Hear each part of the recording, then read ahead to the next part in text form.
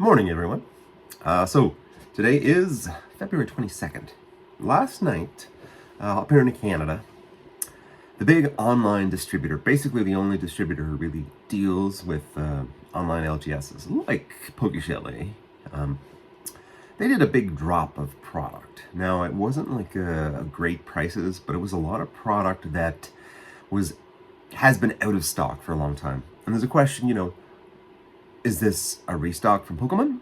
Or is this the distributor entering a new quarter and releasing a bunch of whole-wrap product? So we do not know.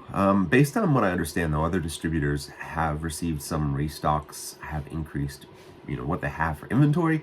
So it's probably little of this, little of that. But what you're going to see is a lot of online LGSs and sort of basically LGSs in general. They're going to be having more product. So we ordered, what we could, what was good. And I have another order in my cart and I'm like, should I buy it? Truthfully, I probably should. We've been going through inventory and assuming the market hasn't collapsed in the last week, I think it makes sense to keep ordering and making sure that we have inventory. The products are not bad. So before it was a lot of collection boxes and things like that were available. You had to break down. Now it's looking like a lot of booster bundles. So it looks like they opened up that side of their warehouse where they have the booster bundles, and now the booster bundles are available. So I think we ordered some Surging Sparks, some Twilight Masquerade. I'm gonna have to restock on some Stellar Crown, which all of a sudden became available, and also some Paldea Evolved. No booster boxes. So if it was a restock from Pokemon, no increase in the supply of booster boxes. And makes me wonder, are booster boxes one and done? Are we going to see that booster boxes on release is the only time when we see booster boxes? And I have no idea. It's speculation, and it's wild speculation. But no booster boxes.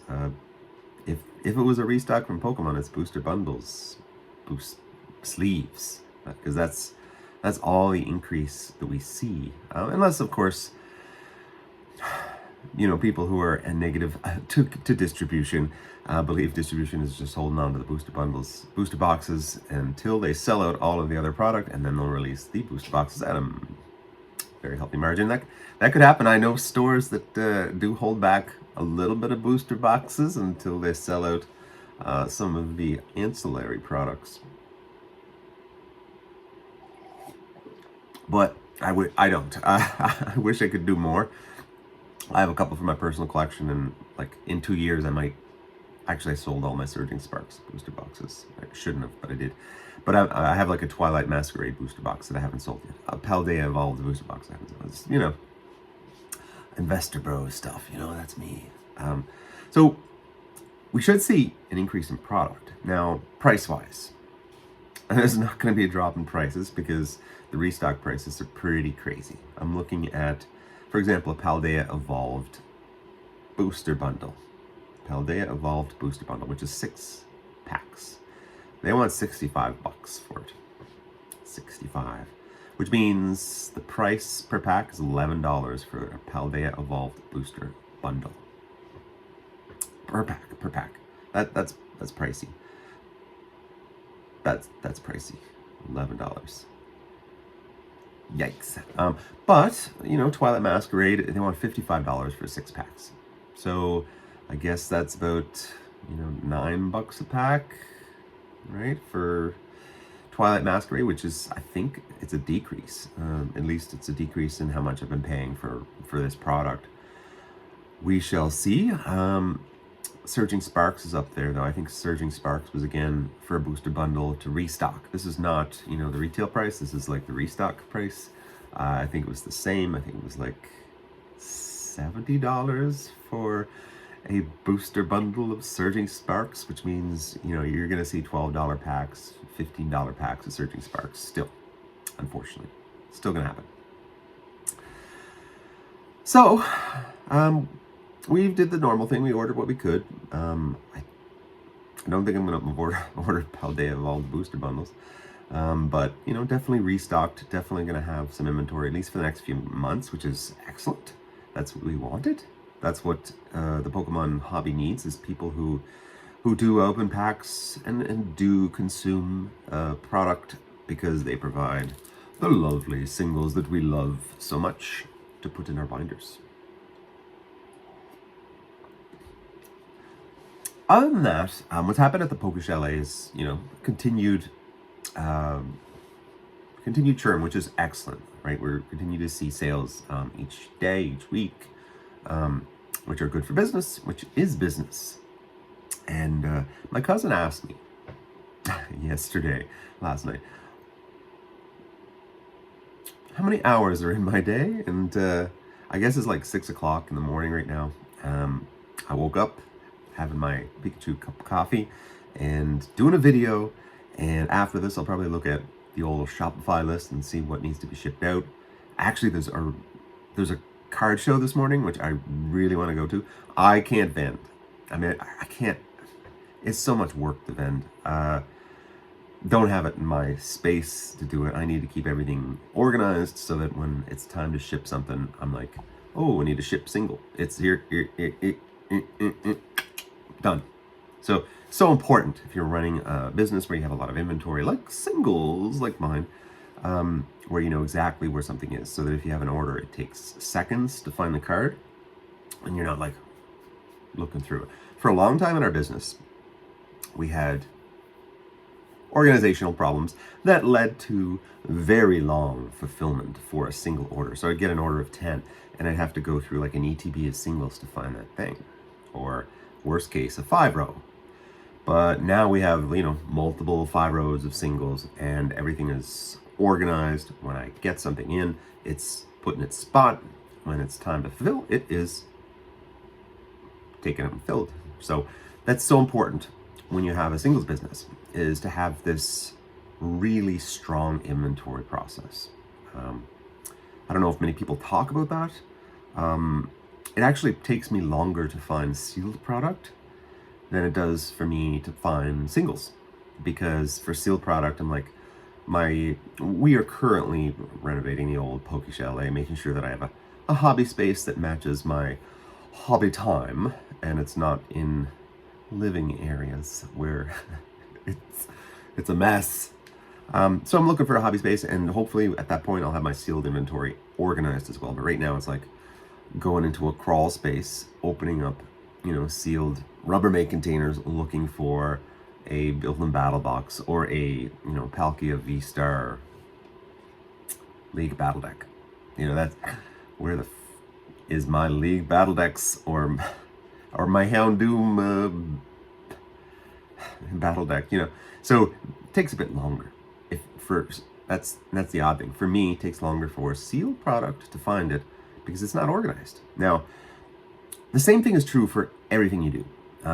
Organization, and my wife doesn't think I'm organized, but I have, space, areas. I know that, I put this here all the time. This is where it always goes. It may not make sense to anybody else in the world, but the neurodivergent side of me says this is where this goes, and you can almost like, I can't imagine working with another person on something like this little side business thing, because they move something a little bit and the whole system is gone. So I guess I'm neurodivergent enough to be able to say, it's here, got it. But it certainly looks like chaos, unfortunately, and I will admit. But when I need something, I know where to go. So when you're running a business, that's important to have an organizational structure. Now, if you had a bunch of employees, you would need to have this organizational that everybody agrees to. As a mono business where, I have my domains that no one touches, it works out. I'm able to do stuff very quickly despite how crazy my organizational system is. So that's a good thing about fulfilling stuff. So we're going to keep going. Poke Chalet is a really fun hobby business, really fun activity. It's nice to be able to be that guy. Man, it's such a good feeling to be able to find cards. So yesterday I had this customer used to be here all the time. Used to come in, do curbside pickup, and he would come. We'd sit out in the sun in the front step, and he would come in and we'd chat Pokemon, because this is why you're in the business. You want to be involved. It's not all about money, but you want to be talking to someone. You want to be having a chat. So he would come, and Mango, who's camera shy, but he would come out and he'd be, visit the customer sometimes when there's a repeat customer and he knows them, and we'd sit and we'd talk Pokemon. But he moved. So people do that. They move. Now, instead of having curbside pickup, he's forced to order. And he moved to the opposite side of the country. He's in British Columbia now. And he's like, we still talk on text and things like that. So I got him a box he wanted. Now, I'm sure he could have found it in British Columbia. British Columbia has Pokemon. It has Japanese Pokemon. It has stuff. But because we have this relationship, he wants to continue it. He's like, and this is another part of having a business, is building these relationships I talk. And he's been around for 3 years, maybe 2 years. He's one of what I call the minnows. He comes every once in a while, buys some singles, buys a little bit of sealed product, enjoys the chat, enjoys the conversation, enjoys the hobby. And yeah, he ordered from me, and I know him. Like in his Shopify profile, I have all of his favorite Pokemon listed. Because when you know a customer, you know a customer. When you know a customer, you can be better for that customer. And I sent him the Eevee promo from the Prismatic ETB, and I didn't tell him, and it shows up, and he opens it up, and he's sending me photos. He's like ecstatic, because you can't find Prismatic ETBs. You can't. It's really hard to find the Prismatic promos. So he's ecstatic. He's sending me, oh, I love this. It's so awesome. And blah blah blah. And he's got like Eevee tats and all that fun stuff. Like, he's a big fan, and he was just happy. And that's awesome, right? So that's the kind of building of the relationships you need to do, especially when you're a small business, very, very, very tiny, like Poke Chalet, is to have those connections, have the business building over time, finding your guys, being the guy. It's really, really important. And we're going to keep doing that as much as we can. It's not scalable. I'm not going to, I had like, 500 orders in the last 2 months. There's no way I'm going to be that guy for 500 people, but for a few, right? For a few, you'll get to know them, and it's a really important part, especially if you're doing a hobby business where you're being in the building your reputation, being the guy, having people out there that'll answer questions about where do you go to find singles, where do you go to find product, who's buying Pokemon singles. You gotta be that guy, and that's an important part of running your small Pokemon business, or anything, right? If you're a shoveler of snow, if you're a laborer, if you have people who know you're good at it, know you show up, know you're enthusiastic, know your stuff, that's so important in life, is to be the person who is the happy check mark with all your customer relationships and all your familiar relationships, all your professional relationships, all your like consumer relationships. To be the person who's easy to deal with, pleasant, agreeable, understanding. You end up becoming the person who is connected. And that's an important part in life, is to always be not burning bridges. I never understand people who just burn bridges. It doesn't make any sense. The negativity is very rarely would ever have a ROI. Negativity does not have an ROI. But being someone's guy, going out of your way just to help someone, ROIs, definitely. So encourage it.